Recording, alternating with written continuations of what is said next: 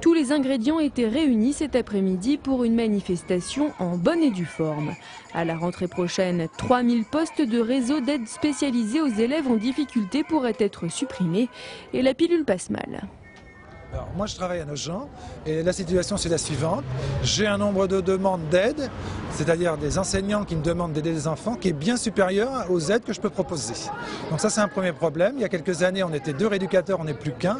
Et on voit bien que le fait d'avoir supprimé un rééducateur n'a pas supprimé les demandes. Et bien, résultat sur la région de Nogent, en particulier pour tout le secteur rural, il n'y a aucune aide rééducative qui est possible.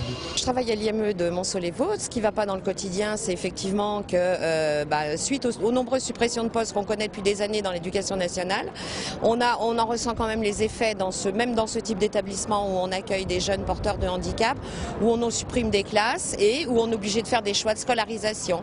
C'est-à-dire qu'auparavant, on pouvait avoir un maître en face de jeunes de plus de 16 ans.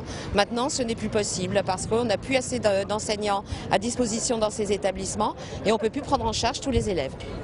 Outre les professeurs, des parents d'élèves et des élus de Sainte-Savine et de la Chapelle-Saint-Luc ont gonflé les rangs des manifestants.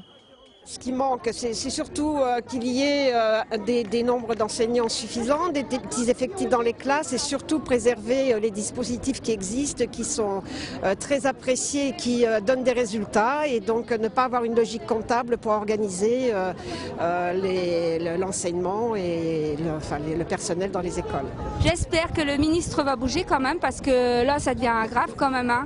C'est-à-dire s'il faut mélanger ceux qui ont des difficultés et ceux qui n'en ont pas, ça va être vraiment le bordel quoi. Vous êtes prête à aller jusqu'où? Je suis prête à les suivre jusqu'au bout. Où ils iront, j'irai. La détermination est donc le maître mot. Détermination du côté des manifestants comme du ministre qui a tenu à réaffirmer cet après-midi à la presse sa volonté de poursuivre la réforme.